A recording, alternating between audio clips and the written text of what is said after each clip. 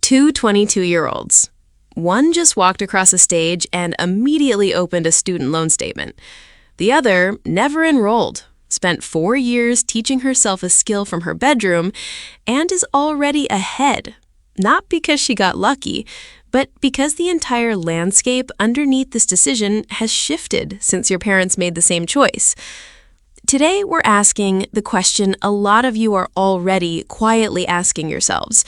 Does college still actually build wealth in 2026, or is it a habit nobody's updated? This isn't a case for or against college as a concept. It's a look at what's genuinely changed.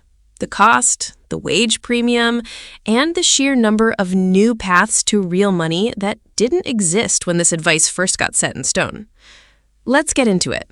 The old advice made sense in a world where a college classroom was genuinely the only realistic door into specialized, high-value knowledge and the professional networks attached to it. That world doesn't fully exist anymore.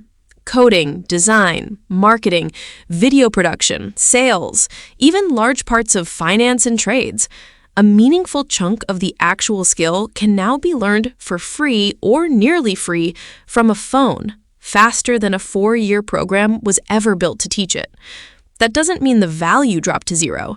It means the number of paths that don't run through a 4-year degree exploded, and the honest financial comparison between them changed with it. There are 5 things that determine whether college is still the smarter financial move for a specific person in a specific field right now. None of them existed in this exact form a generation ago. Factor 1. The cost exploded while the wage premium flattened. The core financial promise of college was always a bet. Pay a cost now, earn a meaningfully higher wage for decades afterward. The cost side of that bet has risen dramatically, while the wage premium for a growing number of degrees has flattened, especially compared to skilled, in-demand tech and trade paths. For a real share of majors, the same debt load used to guarantee a bigger payoff than it guarantees today. This isn't true across the board, and that's exactly the point.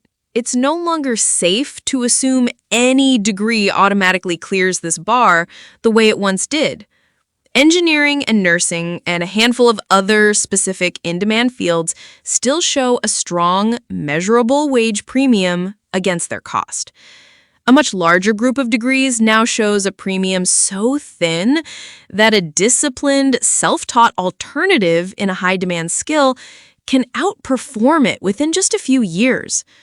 The blanket assumption that a degree pays for itself is the part that's gone, not the entire category of degrees that genuinely still do. Factor 2. The self-taught tech and trade boom is real, not a myth. In software, design, digital marketing, and a growing list of skilled trades, employers and clients increasingly care about a demonstrated portfolio of real work far more than a transcript. Boot camps, certifications, open source contributions, and home lab projects have become legitimate, verifiable proof of skill in a way that simply didn't exist as a mainstream hiring pathway a decade ago. The information became free. What didn't get any easier is the discipline required to actually push through it alone, without a syllabus, a deadline, or a room full of other people doing the same thing at the same pace. This is the honest trade being made. A self-taught path swaps a structured, expensive, slower system for a cheap, fast, unstructured one that only works if the person walking it supplies their own structure. For someone who can genuinely do that, this path is now a real, well-documented alternative.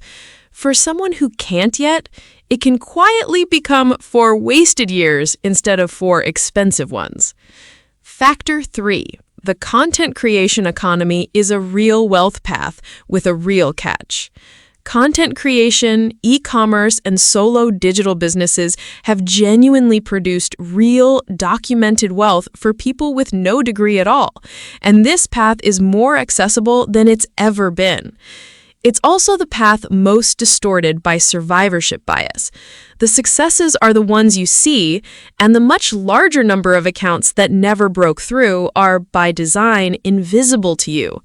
Treating this path as reliably repeatable is the single riskiest assumption on this entire list. You are shown the creator who made it on a platform specifically built to surface outliers, and almost never shown the far larger number of accounts that put in the same effort and never broke through at all. That doesn't mean the path is fake. It means the honest way to evaluate it isn't, "I saw someone do this."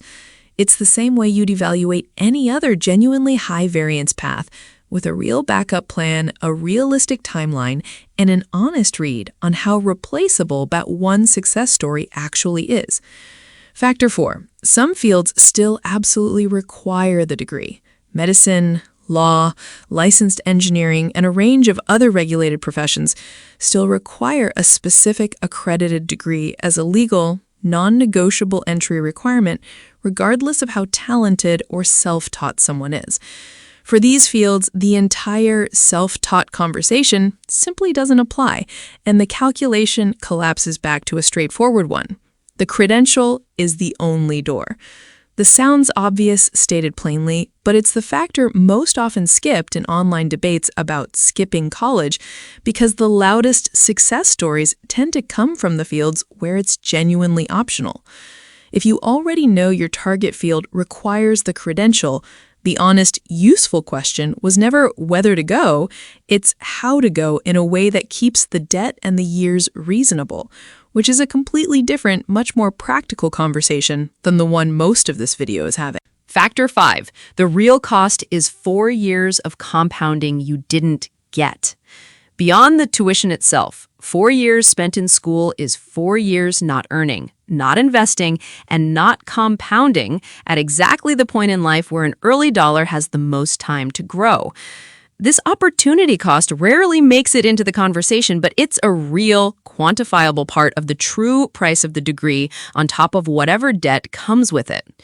This factor matters most for degrees that lead to a modest starting wage relative to their cost, and matters far less for fields where the post-graduation salary is high enough to catch up quickly on both the debt and the missed investing years. It's not an argument against every degree. It's a reminder that the 4 years themselves are never actually free, even for someone who pays no tuition at all, because the missing time in the market is a cost with its own price tag. The actual dividing line was never college versus no college. It's deliberate, structured skill building versus drifting with no plan.